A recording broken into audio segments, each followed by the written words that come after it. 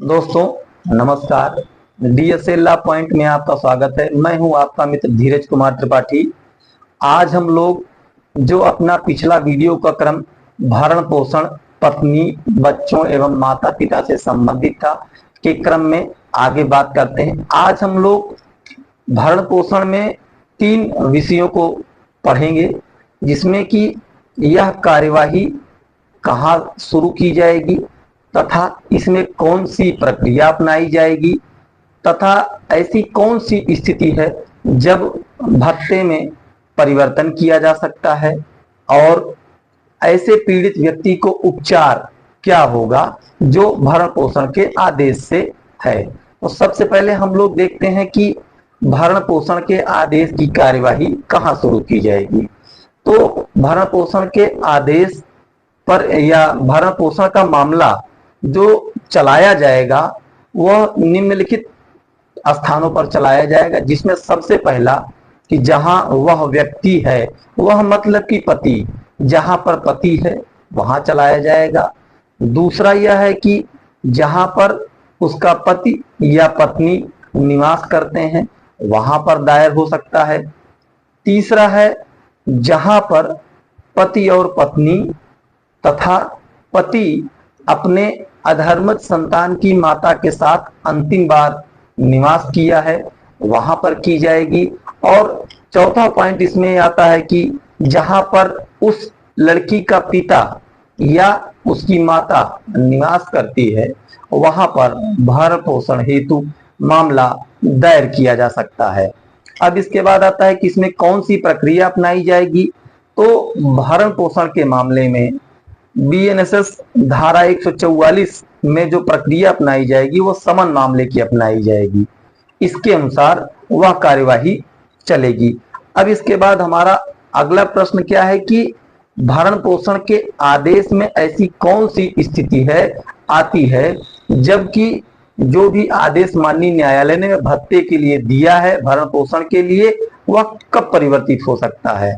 तो यह जो है धारा 144 में जो भरण पोषण या अंतरिम भरण पोषण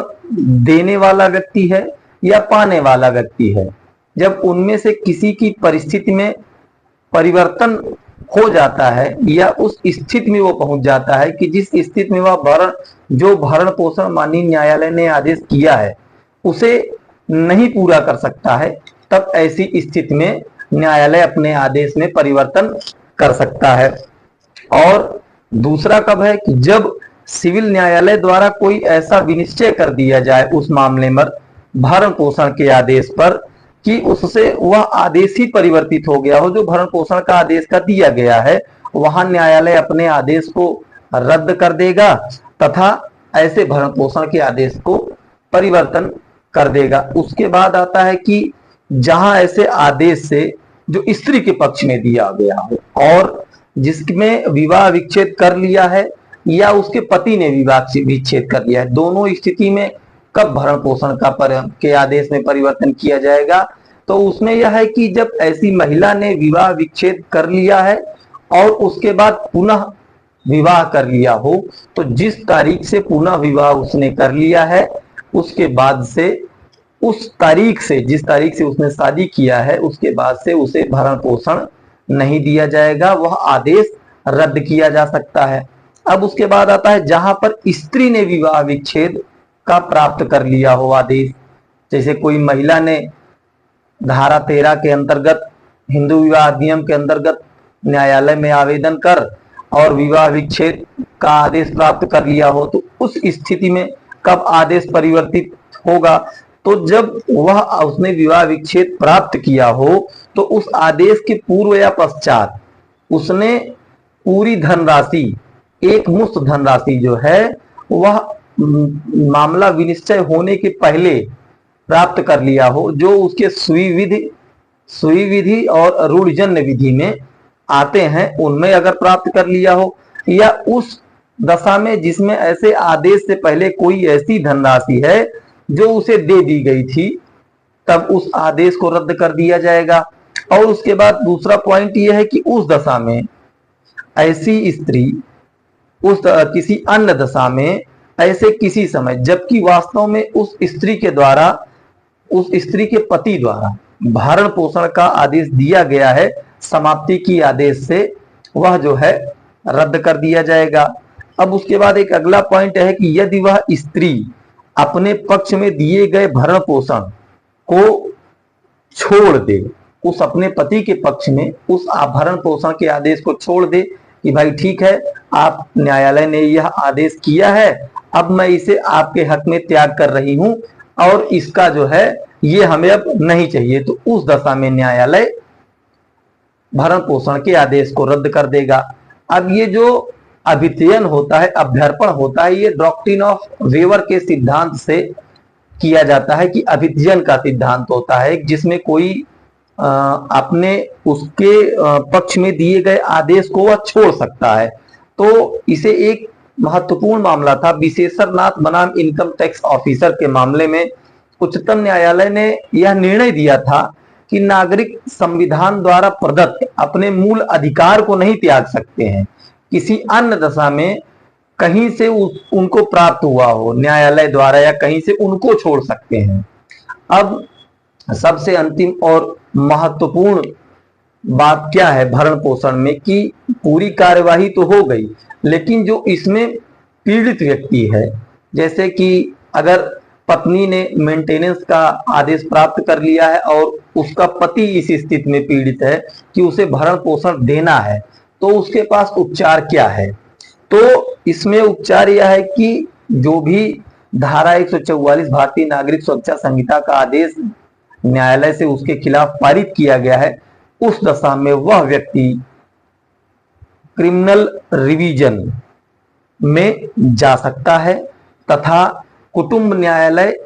1984 कुटुंब न्यायालय अधिनियम 1984 की धारा 19 के खंड 4 में स्पष्ट प्रावधान किया गया है कि वहां उससे जो है वह क्रिमिनल रिवीजन में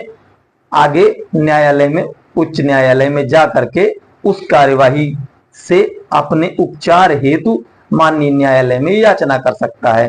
और ऐसा क्यों होता है, इसमें अपील क्यों नहीं होती है? क्योंकि अपील ज्यादातर या सामान्यतः दोष मुक्ति या दोष सिद्धि के आदेश से होती है, लेकिन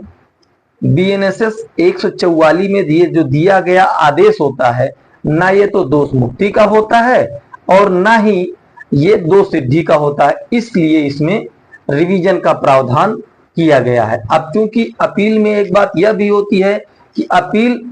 उन्हीं चीजों से हो सकती है, उन्हीं आदेशों से हो सकती है जो उस संहिता में या उस बात में प्रावधानित किया गया हो, क्योंकि वह एक संविधि प्रदत्त अधिकार है, इसलिए इसमें रिवीजन होगा। और इसमें एक महत्वपूर्ण बात यह है कि जब कुटुंब न्यायालय अधिनियम 1984 के तहत इस बीएनएसएस 144 के आदेश से रिवीजन होता है तो यह उच्च न्यायालय में होता है, सेशन न्यायालय में नहीं होता है। क्योंकि कुटुंब न्यायालय में जो भी न्यायाधीश बैठते हैं वह अपर जिला जज के रैंक के अधिकारी होते हैं, इसलिए उनके आदेश से सेशन न्यायालय में अब रिवीजन नहीं होता है। आप सबको वीडियो कैसा लगा ये हमें लाइक, कमेंट और शेयर और सब्सक्राइब के माध्यम से बताते रहें, कमेंट करते रहें। अगर वीडियो में कुछ और सुधार करना है, हम लोगों ने भरण पोषण के अध्याय में सारी बातों को पढ़ लिया है कि पत्नी कब भरण पोषण पाएगी, माता पिता कब भरण पोषण पाएंगे, बच्चे कब दायित्व के अधीन होंगे जब माता पिता का भरण पोषण करेंगे, भरण पोषण की प्रक्रिया क्या होगी, भरण पोषण का